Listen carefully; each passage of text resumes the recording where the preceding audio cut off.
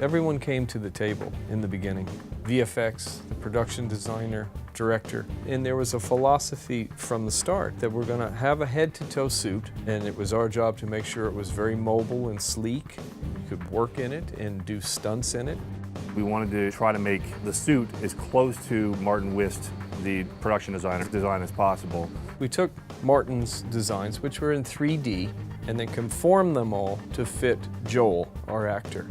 We take scans of the actor and tweak that design model. It's a process that we've gone through many times in many different shows. We figure out exactly which pieces should be hard, which pieces will be magnetic, or which pieces will break apart for movement, for ease of taking the suit off, allowing for batteries and lights, whether we're using silicones or foams, and then we go back in and adjust our model accordingly. We remodel all the pieces to get them up to a high-res quality because we were going to rapid prototype all of the parts.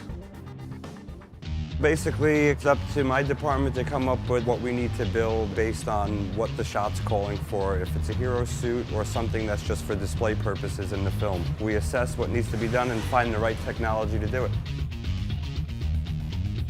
The model shop takes those 3D prints and we start cleaning them up, putting all the little details that we may leave out in the 3D model just for the ease of growing. Once a part comes to us, we have to decide how to split the part in order to create or generate the pieces for the suit.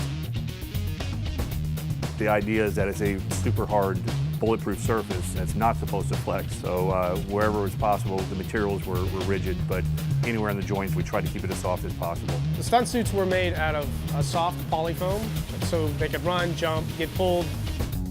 We hybrid a lot of materials when building a suit for comfort, for ease of movement.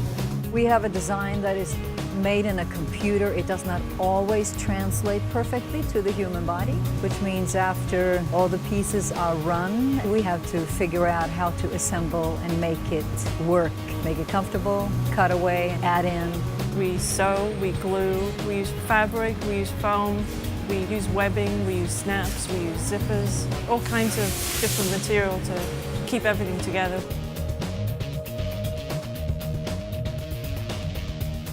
Okay, slowly back out. Thanks, handsome. How was that? Felt like I gave birth to myself. Joel was able to come in for multiple fittings almost once a week, which helped us in the long run to get him moving as uninhibited as possible, as well as comfortable as possible. We had to work hand in hand with the design team in determining the thicknesses of the undersuit to create the best fit for the actor so he can perform well, so the suit looks good. There's a little fine line there. The helmet was particularly challenging, just to get the visor tight fitting to his face and sitting correctly. You have limited space because you want the heroic proportions. You want it sleek and streamlined. The biggest challenge is finding room in the suit because the actor fills most of it. When we try to incorporate electronics into a suit like this, it presents its own unique set of challenges, mostly because of the space limitation, but also because of the harsh environment. The inside of the suit gets really hot, the actor sweats. We had to shield all of our electronics for that. Heat was always an issue. We actually had a cool vest on underneath, which is a vest that race car drivers wear. That has tubing running through it that we run cold water. We kind of became his lifeline on set. He starts heating up, I run in, we'll plug it in and cool him down. That was through the summer in Toronto. The winter months, he was actually fine because he had an insulated suit that kept him nice and warm while everybody else was freezing. This was the V1. This was the one that was kind of the homage to the original suit. The original one had many colors. A lot of them were forced colors. A lot of purples, a lot of blues, pinks, greens even.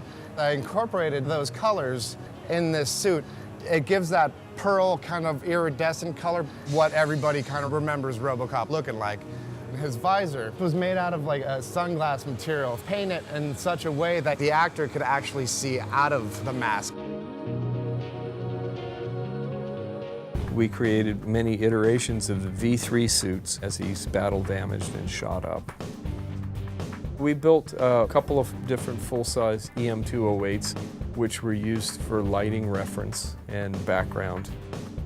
What we're basically looking at here is the EB207. Since it was for display purposes, this was done 100% from head to toe in SLA technology. SLA is the original 3D printing platform, which involves a vat of resin and a laser with high wattage that shoots into it to produce its pattern part. This robot came back in sections in a clear resin that was basically sanded up, reinforced, and then painted and post-processed. These suits worked hand in hand with digital. Jamie Price, the visual effects supervisor on this show, collaborated with us closely early on. They would use actual topography off of the suit and use that as a marker to kind of then tweak him to be impossibly lean.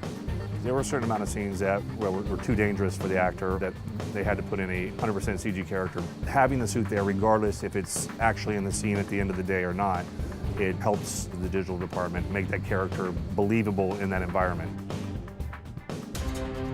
No, those suits were challenging, man. But you know, a challenge is fun. Nothing is impossible, and if you can actually make it be functional without going out of its design, that's what's fun. I think it's a very topical, smart film, and we're really glad we had a chance to be a part of this.